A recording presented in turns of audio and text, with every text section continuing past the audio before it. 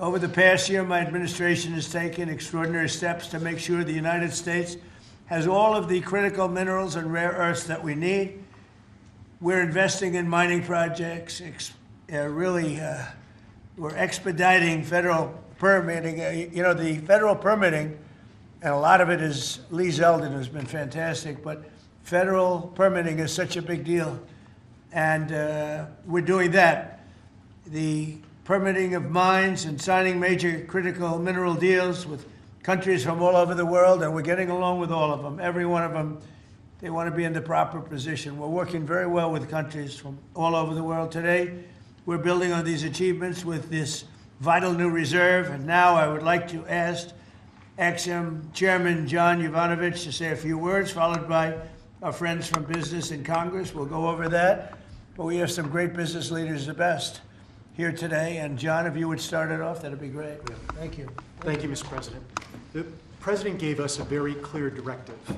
My clear directive was much more of an order for us to figure out how to, for the first time in American history, create a strategic critical minerals reserve in a way that would benefit the non-military manufacturing complex. And the challenge was enormous, not simply because it had never been done before, Mr. President, but we knew that you expected us to deliver in a big way, in a way that was scalable, in a way that was designed for long-term success, and in a way that would help revitalize our domestic mining industry.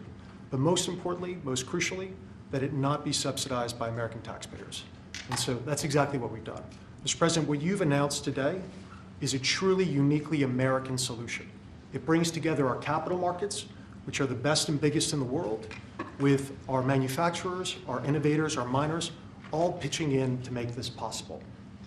Now, these things don't happen without the best and the brightest within industry being at the table. And Mr. President, everyone wants to engage with this administration, with your administration. The key ingredient here was your call to action. Your call to action allowed us to bring together the best players in the market, sometimes the fiercest competitors, getting them to work together to come up with a creative solution. Now, in addition to our great team at the Export-Import Bank, who worked around the clock, led by Brian Greeley, Jeff Wilson, Sarah Whitten, many others, we benefited from having the biggest manufacturing CEOs, the smartest market players at the table, all looking to solve this problem.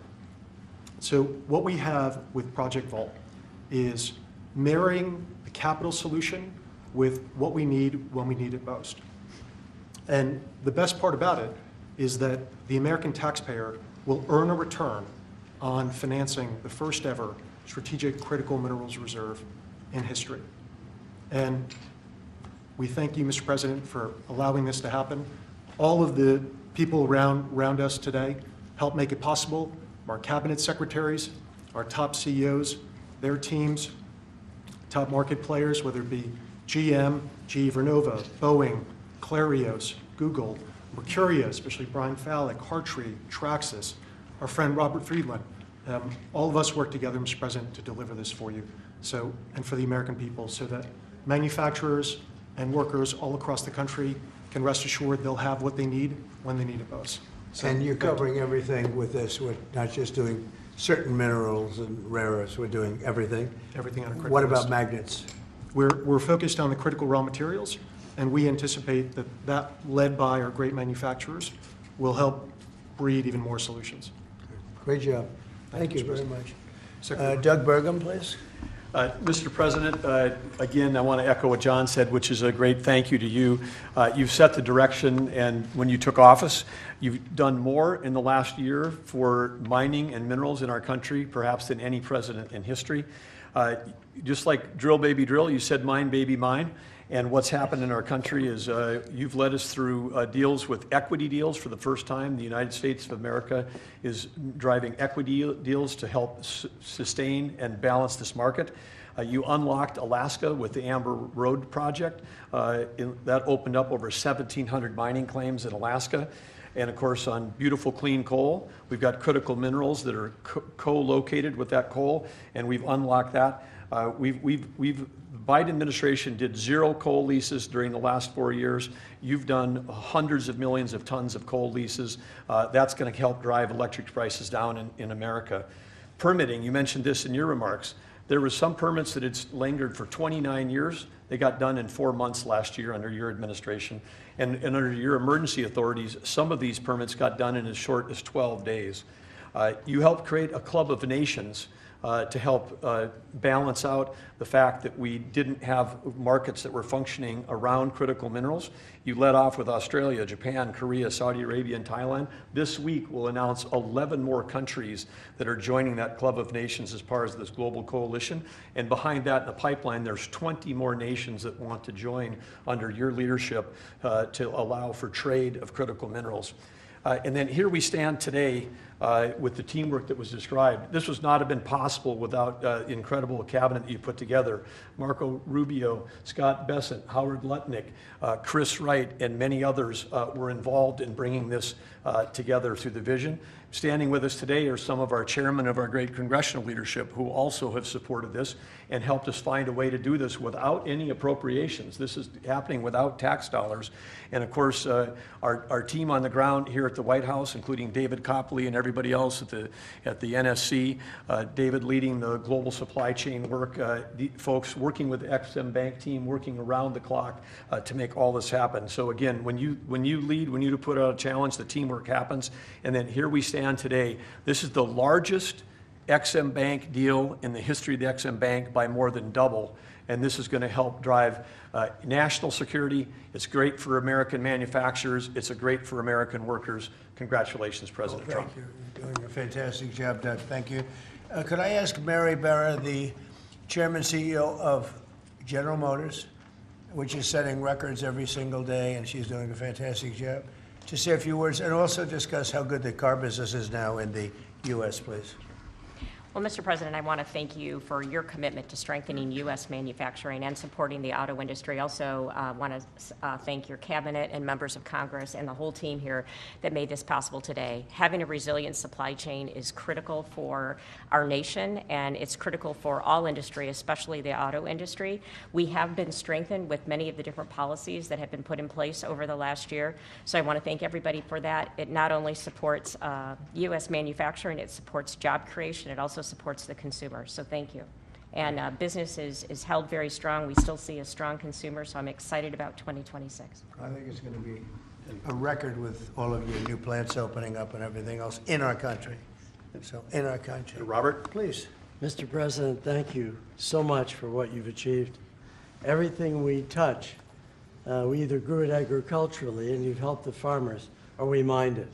All these cameras you see in front of you, they were mined. Every time you pick up a hand phone, it was mined. And so stimulating the ability for the miners in this country to help you industrialize the country, they're the salt of the earth, and we're super excited that America is doing something for not only our national security, but for the reindustrialization of the country, because you can't reindustrialize Detroit with a lot of metal. And I'm telling you on behalf of every miner I know, they're elated at the breakthroughs that have been achieved here. They'll make a lot more cameras in the future. And maybe you could help us teach everybody that everything you touch like that, somebody mined it. And we need your support, and we're really happy to get it. And congratulations, you're in the Hall of Fame. Is that the Rare Earth Hall of Fame or Minerals Hall of It's a Fame? bunch of pictures of dead guys that go back to Herbert Hoover, who was a miner. Mining's down to 1% of the S&P 500, but really everything you touch needs mining.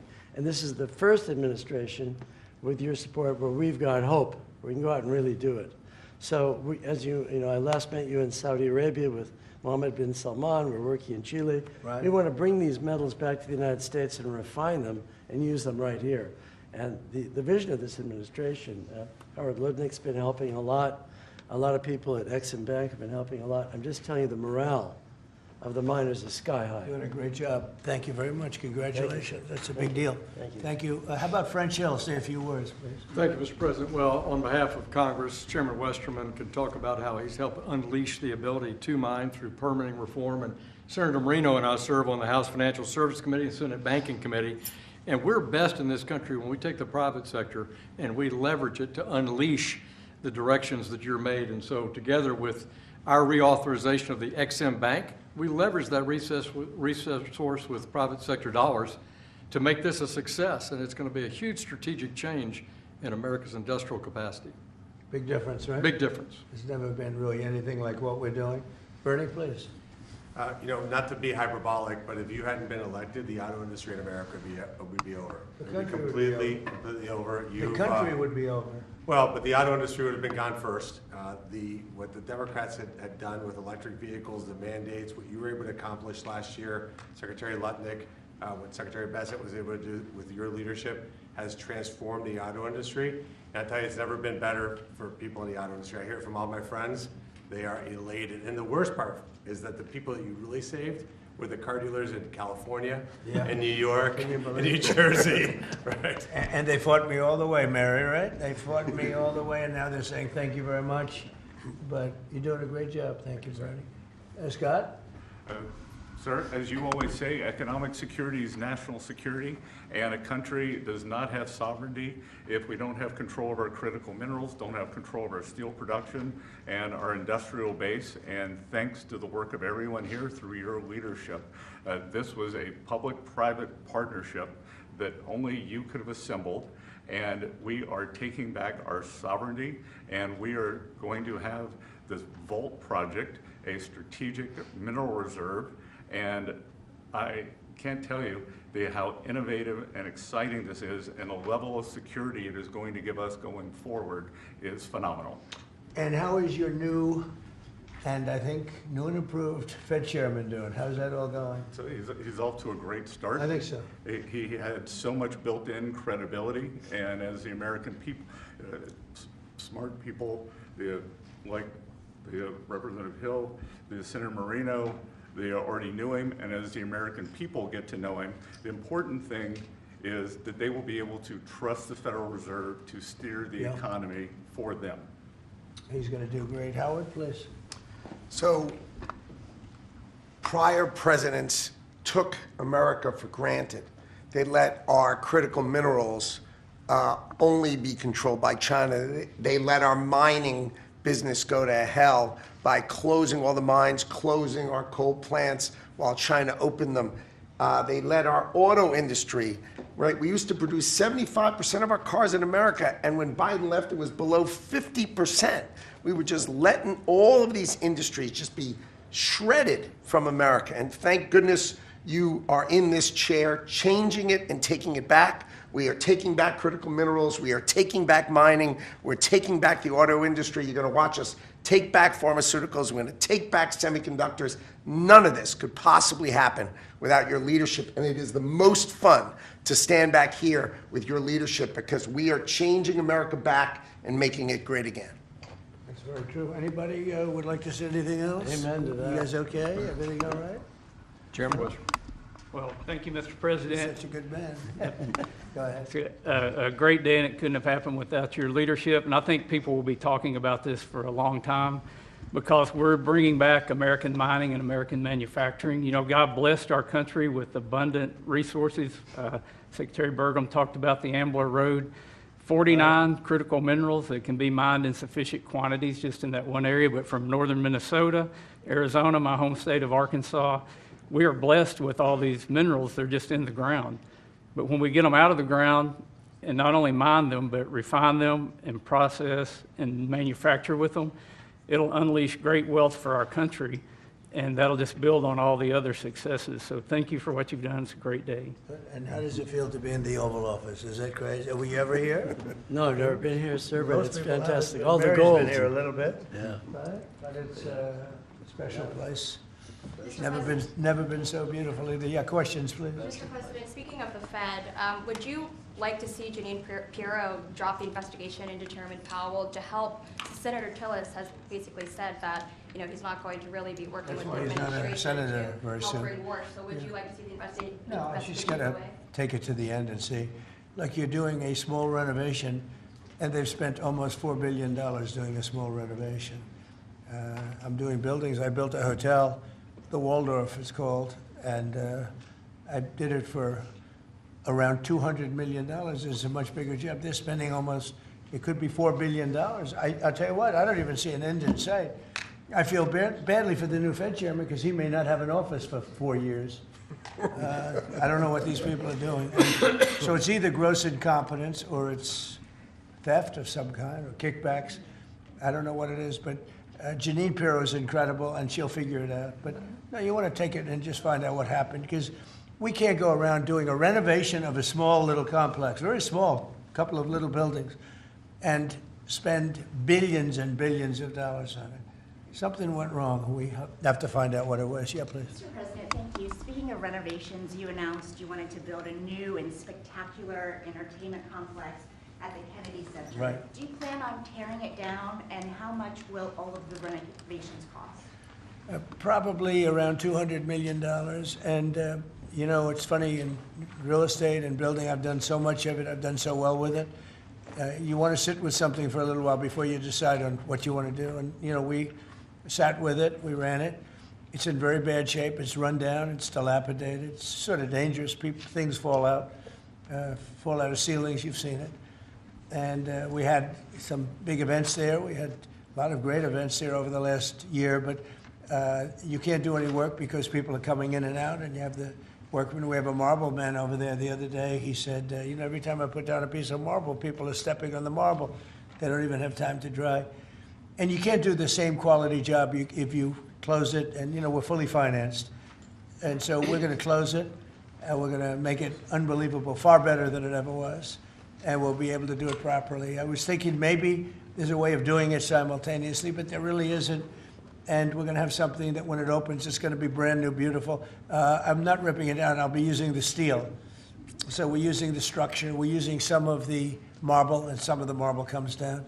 But when it's open, it'll be brand new and really beautiful. It'll be at the highest level. We can do a much better job, probably in a way a faster job in terms, you know, because when you do it piecemeal, for instance, they have a play tonight, and you can't do anything. You have to pull out everything. And you can't have stanchions all over the place, and people are walking in to see a play.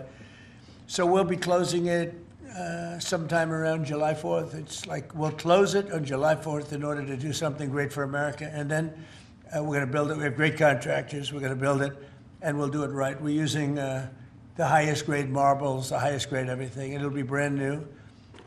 Tremendous carriers putting in the air conditioning, or I guess they're a bidder, but they're probably going to get it. Carrier. We're going to have all brand new air conditioning, heating.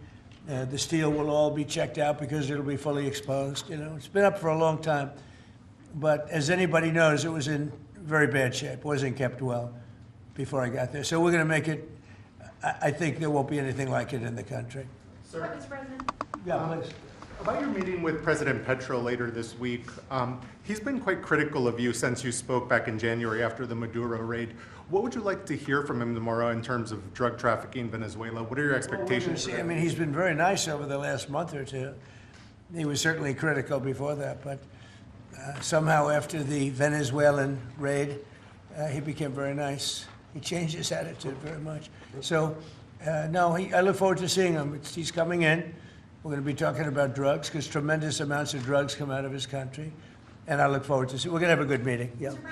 President, Steve Witkoff is going to be with the Iranian foreign minister on Friday. What are you hoping he'll get out of that meeting? Well, you're going to have a lot of things are happening. You have Iran, and you have Russia, Ukraine, and you have the Middle East. We have a lot of things going. A lot of problems were here for a long time before I got here. We settled 8 wars, and I think we're doing very well with Ukraine and Russia. For the first time, I'm saying that. You know, I think we're going to maybe have some good news. We're losing 25,000 people a month are being killed in that war, ridiculous war. 25,000. It was 31,000 last month. Think of it. Young, beautiful kids, you know, the kids of parents, their parents. It doesn't affect us in one way, but in another way, it's 25,000 souls that if I can solve it. You know, we're not spending money like Biden did. He gave $350 billion away. I make everyone pay. And the United Nations, you know, they're a little bit involved. But if you look, take a look at what's happening, the countries of Europe are paying us for the weapons. So we have NATO paying, we send missiles over there, they pay us in full. It doesn't cost us 10 cents. And we make money, I guess, but I don't even want to talk about that. Because what I really want to do is save those people from dying. They lose, Mary, can you imagine 25,000 to 30,000 people a month? That's like a stadium full of people every single month. And, you know, I mean, I was blessed with something where I can get these things done. Got 8 of them done. I thought all 8 were going to be more difficult than this one. I thought my relationship with President Putin would give us a, much easier road, but there's tremendous hatred between Zelensky and Putin. Tremendous hatred. I mean, it's a shame, but it's taken longer than we thought. I did call up President Putin, and he's agreed. He's put it out too. They have the same cold wave that we do. Maybe different because it's pretty far away, but it's the equivalent. And Ukraine's a very cold country. It's much colder than us. It's colder than, they say, on average, it's Canada or colder. And on top of that, they have a tremendous cold wave. And I asked him if he wouldn't shoot for a period of 1 week, no missiles going into Kiev or any other towns, and he's agreed to do it. So it's something. What about Iran's nuclear program? Do you think Mr. Witkoff can get a deal on that? Well, we're talking about that. We have ships heading to Iran right now, big ones, biggest and the best. And we have talks going on with Iran. We'll see how it all works out. Mr. President, when did you speak with Mr. Putin? President, the Pentagon released National Defense Strategy last week, and it says Where that, are you from with that nice I'm accent? from Europe, Good. from Lithuania, Baltic states. Good. National Defense Strategy says that U.S. will provide critical but only limited support for European defense. What does that mean, limited support? Will the U.S. still provide? Well, we get along very well with Europe. I do, because, don't forget, I got the GDP lifted from 2% to 5%. Nobody thought that could be possible. And they're giving us a lot of that money. We have the best military equipment. We're selling it to NATO. But I get along very well. But Europe has to be careful because, there are those that say it's no longer recognizable between immigration and energy. It's there's so much potential. In UK, you have the North Sea oil, and they basically closed it down. And then they buy energy from Norway, which is the North Sea oil. So you figure that when Norway's got trillions of dollars, they have to be careful. You need energy, and you can't do the windmills because the windmills, you're supposed to make money with energy, not lose money. So I'm very disappointed. I love Europe. I love the people of Europe. And they have to be very careful. They're at a tipping point. You have tremendous immigration problems, and you have tremendous energy problems. It's a bad combination. So. Mr. President, thank you, Mr. President. Kristi Noem just announced that you're deploying body cameras to Minneapolis. What's your thinking behind this decision, and do you want to see this? Well, it wasn't my decision. I would have, I leave it to her. They generally tend to be good for law enforcement because people can't lie about what's happening. So it's, generally speaking, I think 80% good for law enforcement. But if she wants to do that, I'm okay with it. Remember one thing, we closed the border. I got elected on a disastrous border. And we have nobody coming in through our border anymore. We had 25 million people come in 4 years through our border. Many of them were murderers and drug dealers and mentally insane from mental institutions and insane asylums. And now we don't have anybody coming in. For 9 months now, they actually report 0. We have 0 people coming in, which I find hard to believe, but the Democrats do that report. They tend to be left-leaning that do that report. So I assume it's true. And if it's not, it's a very tiny amount of people. But we basically have a tremendously perfect, strong border. And also crime levels are at the lowest point they've been in 125 years. Since 1900, we have the best numbers. And that's despite the fact that we had a lot of criminals and murderers. 11,888 murderers came in. And we have the lowest numbers that we've had in 125 years. So, we're doing a good job. If she wants to do the camera thing, that's okay with me. Mr. President, there was one homicide in D.C. during January. Do you think this is due to your efforts, and do you think blue states should see this as a sign that they should cooperate with you? Well, if there was one, we haven't had one in a long time. D.C. has become a very safe. There was an in-house homicide. It was in-house. It was a dispute within a family. We have had virtually no crime in D.C. D.C. is now considered a very safe place, and it should be. It's our nation's capital. And we sent in the soldiers. I read the Washington Post this week, and it was incredible. They were trying to determine how did we get so low numbers? The low numbers in D.C. because we have very little crime, if any. And they talked about everything except for the fact that we put our National Guard and great soldiers inside our city.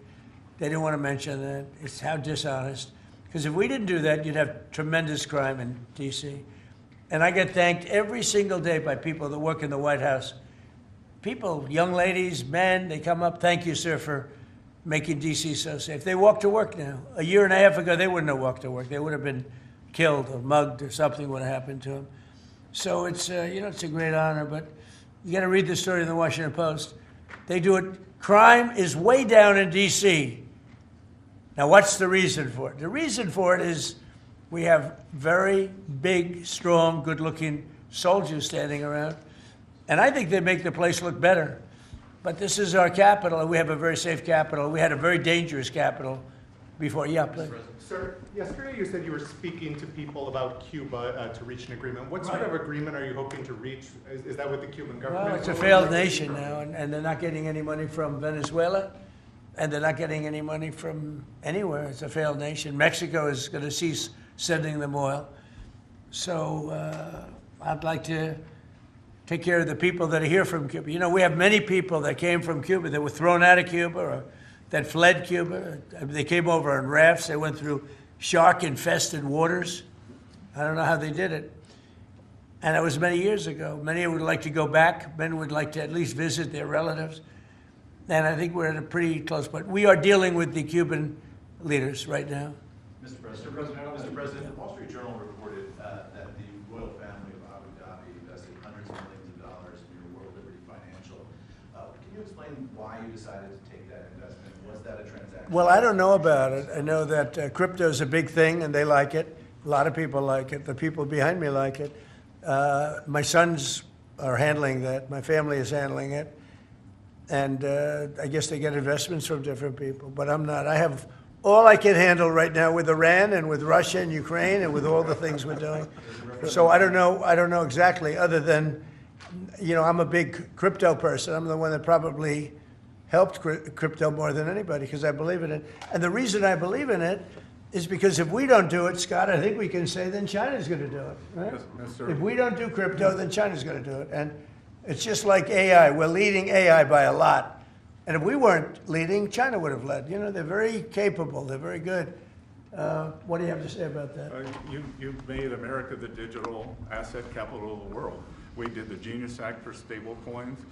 Many of the people standing up here are working on the Clarity Bill to I hope that gets done. Market structure. Yeah. And we're bringing U.S. best practices to an exciting new industry, digital assets, innovation, and it spreads everywhere. So the U.S. And do you agree that if we didn't do it, China and others would, but China would? Oh, China would have had the lead, and then others around the world in terrible jurisdictions would have been doing it.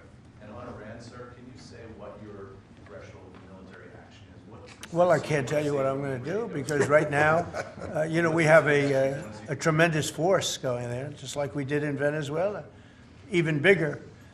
And they'll be there soon, and I'd like to see a deal negotiated. I don't know that that's going to happen, but I mean, if I knew I wouldn't be able to, I wouldn't tell you. I'd be very foolish if I would tell you. But right now we're talking to them. We're talking to Iran, and if we can work something out, that'd be great. And if we can't, probably bad things would happen. Mr. President, Yeah, please. On the government shutdown, do you think there could be a resolution to this issue? And have you gotten I do. assurances from House Republicans? Well, I spoke with Speaker Johnson. I spoke with Leader Thune, and I think they're pretty close to a resolution. We were at 5.6% GDP, and we lost 1.5 points because of the 42-day shutdown. Think of that. We would have been at 7. Nobody ever saw a number like 7. And I think, Howard, probably 1.5 points was the number, right? 1.5 for the shutdown. Exactly right. And it's very bad for our country.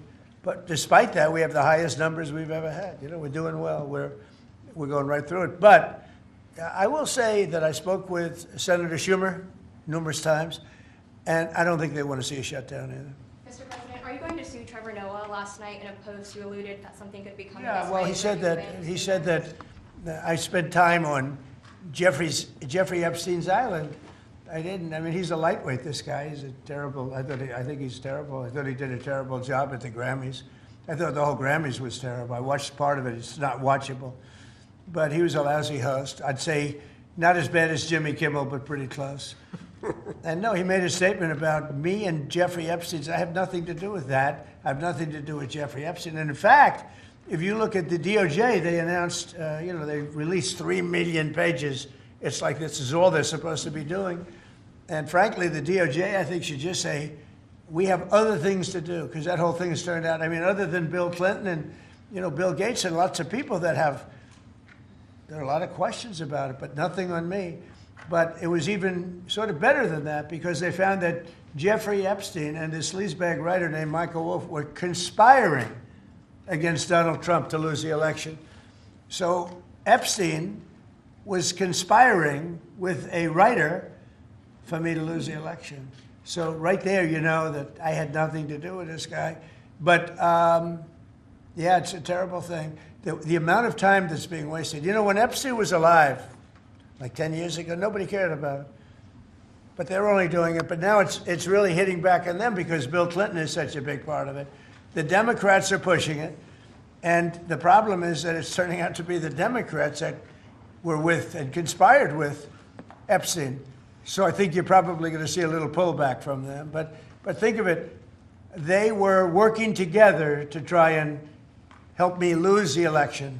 But this is the Oval Office, so I guess that didn't work out too well. Okay, one more question. Mr. President, do you have an update on U.S. troop level in Europe? Are you planning any force reductions? No, we have a great relationship with Europe. We have a great relationship with our troops. One of the best things that I can say is that if you go back a year and a half ago, so I'm running for election, they had the worst recruitment numbers in the history of our country. Nobody wanted to join the military, or nobody wanted to join the police. Nobody wanted to join the fire departments. We couldn't get anybody to be a proud member of our country. And now, Doug, as I told you before, now we have the best recruiting numbers that we've ever had in our military. Army, Navy, Air Force, Marines, Space Force we love, and Coast Guard. I love the Space Force. It's doing great. But now we have waiting lists on everybody wants to join. You know why? Because people are proud of our country. Because our country is doing great.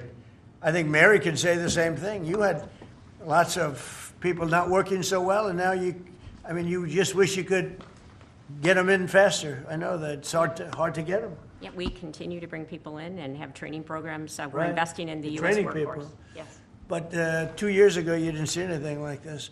It's amazing what's happened. So we have the number one, in the history of our country, we've never had more people that want to join our armed forces than we do right now. And a year and a half ago, nobody wanted to join. They were embarrassed by our country. They were embarrassed by our leadership. And now they're proud of our country. And they're very proud of our leadership. And a lot of the leadership is right behind me. Thank you very much, everybody. Thank you, Press.